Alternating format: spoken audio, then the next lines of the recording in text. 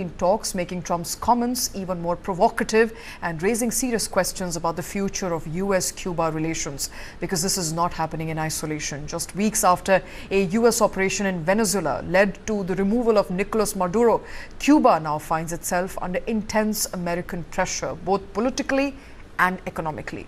The United States has cut off Venezuelan oil supplies to Cuba, triggering a full-blown energy crisis on the island. In fact, Cuba's national power grid has collapsed completely, leaving nearly 10 million people without electricity as fuel shortages cripple the country's already fragile infrastructure.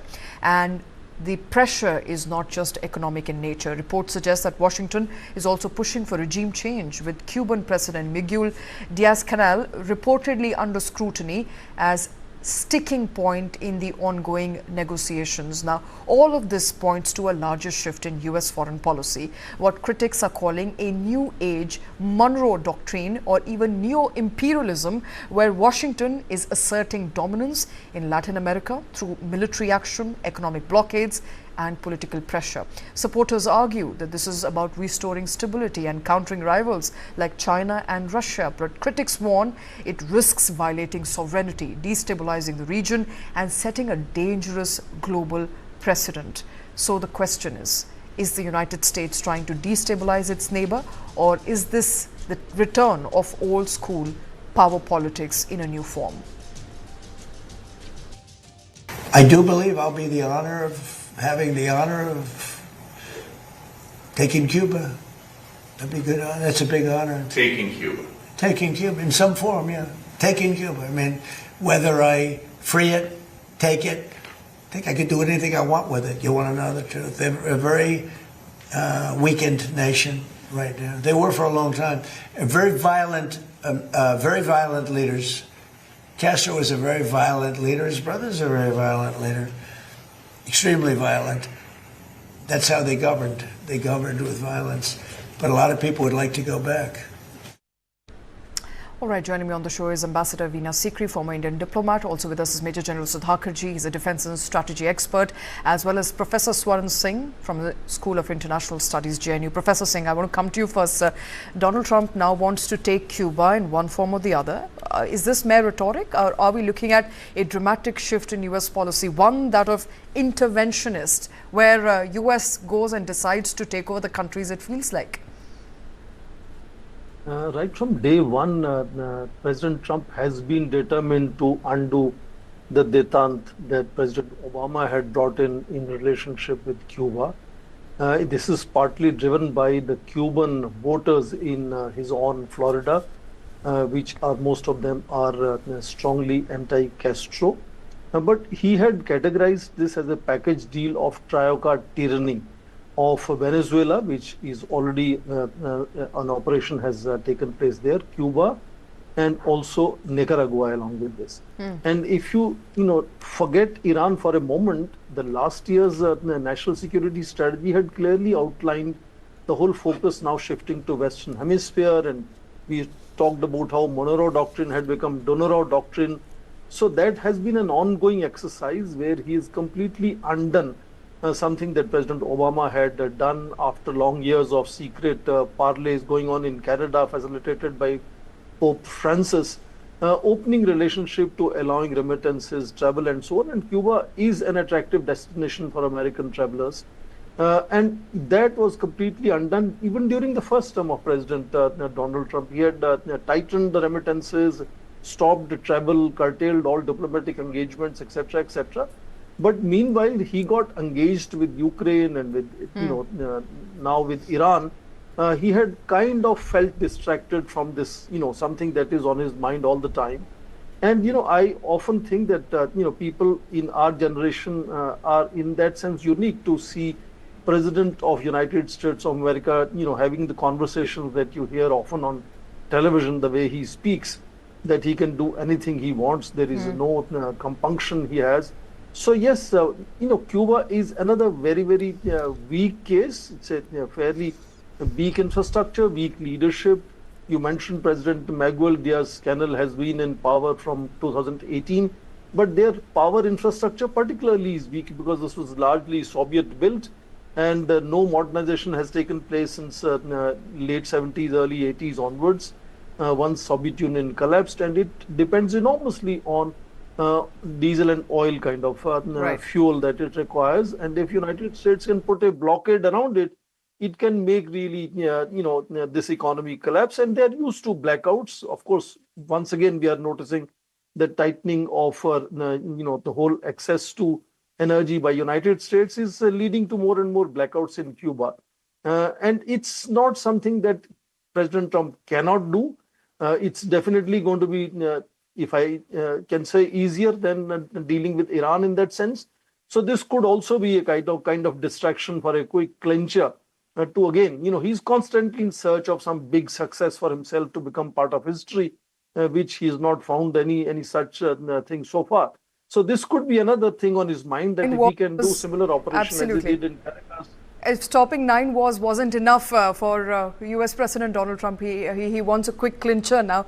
Ambassador Veena Sikri, easier than Iran, but more difficult than Venezuela. I think that is the operation in Cuba going to be. Correct me if I'm wrong, but US has effectively choked off Venezuelan oil to Cuba, in a way blocking and triggering that blackout that we are looking at as far as Cubans is concerned. They're looking at power grid failures. They're looking at complete, total blackout. What do you make of it? Is it strategic pressure, or is it, economic coercion borderlining a humanitarian crisis today? Look, I think I would not go into those details at all, because this is trying to take over another country, grabbing sovereignty of another country. I think that is how you should look at it. Or whether you're saying that, okay, for 3 months, Venezuelan oil, which was the key source of energy supply for Cuba, that's been blockaded, hasn't got there. Obviously, Cuba is a small island, is already a part of it, not with them. So it is going to be very difficult for them to stand up to America. But I think that if we are going to discuss this issue at all, we should be discussing it in a much broader context, not about any way that whether President Trump is going to succeed or not going to succeed. What about the sovereignty of countries? What about what he wanted to make Canada the 51st Republic state of the USA? What about taking over Greenland? I think the whole aspects of the rules-based international order that has been built up brick by brick since the end of the Second World War, with the United Nations coming into existence. What is happening to that rules-based international order, and what will be the outcome? I think politically, yes, certainly you can say that because Venezuela was so easy, maybe Cuba will be equally easy. Iran is a different, ball game altogether, and we do know that in Iran, the issue of the Straits of Hormuz is now a very critical one. But President Trump is sending special Marines there. So, are these Marines going to make an amphibious assault on Karg Island? Are they going to try and take over the key export area of Iran's oil supplies to the world? So, these are, I think, very important aspects. Look what's happening in South Asia. Look what's happening with the Pakistan attack on Afghanistan. Bombing a rehabilitation center with 400 people dying in one night, and then calling it a military operation. And we know that this was also part of what Pakistan seems to have promised President Trump, that they will get Bagram Air Base for him.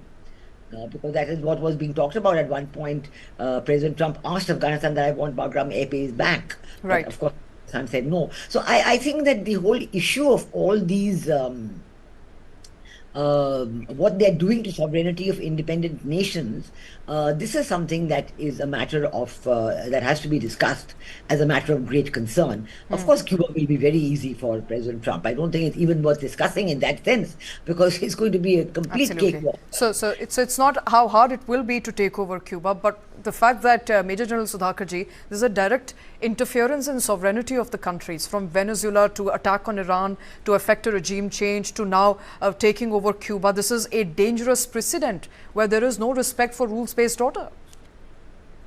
Yeah, absolutely. Good evening, Shweta. Thank you for inviting me for your show, and my warm greetings to very distinguished and esteemed co-panelists.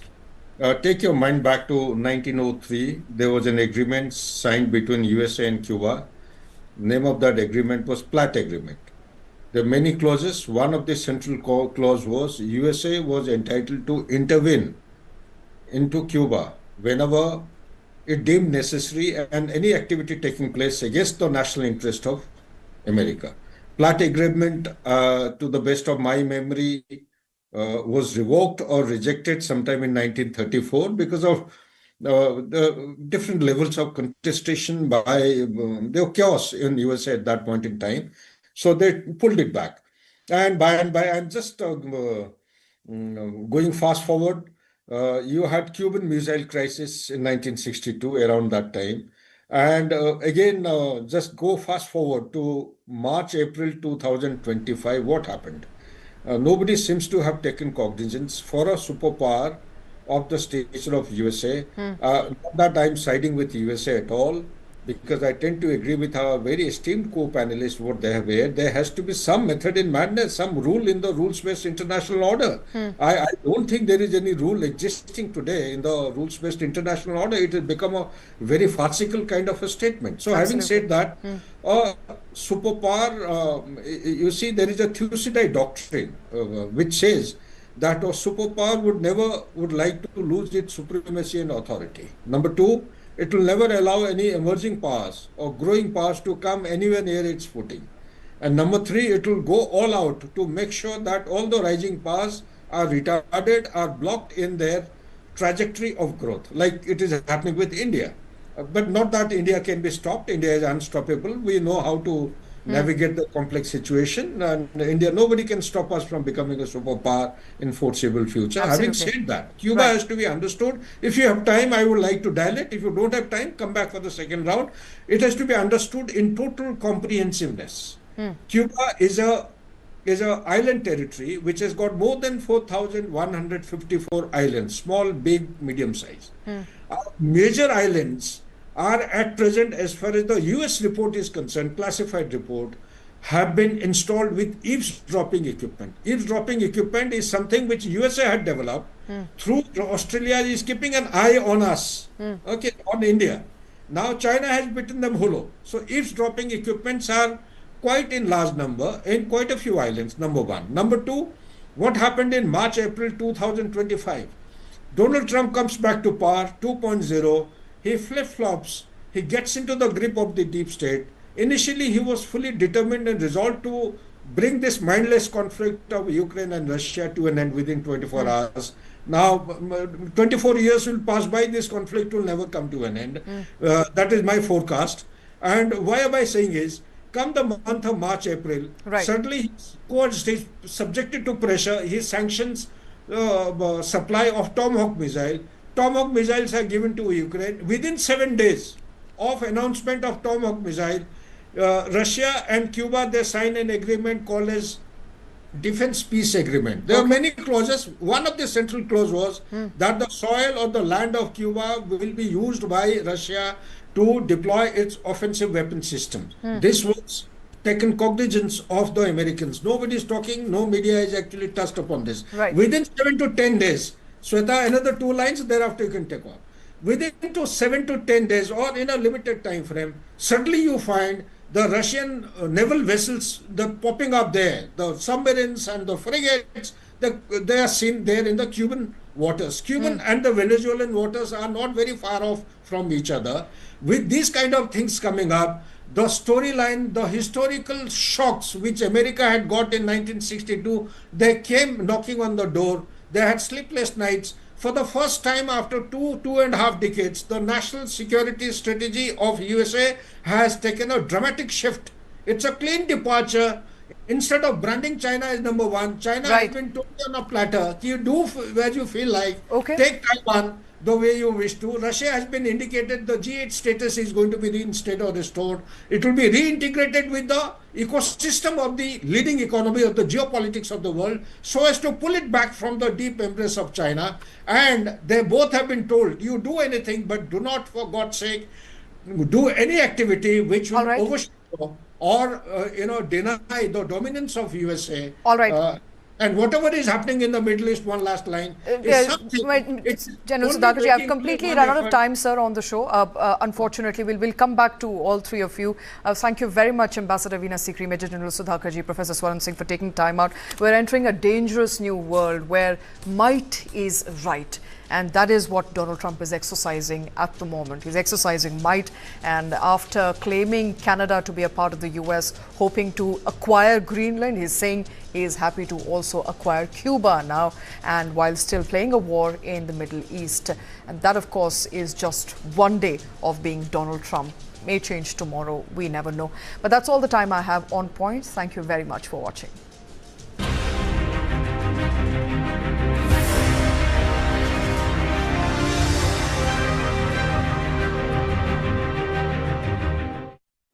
हमें स्वस्थ रखने वाली सारी चीजें ज्यादातर शुद्ध होनी चाहिए। सूर्य की किरणें और स्वच्छ पानी।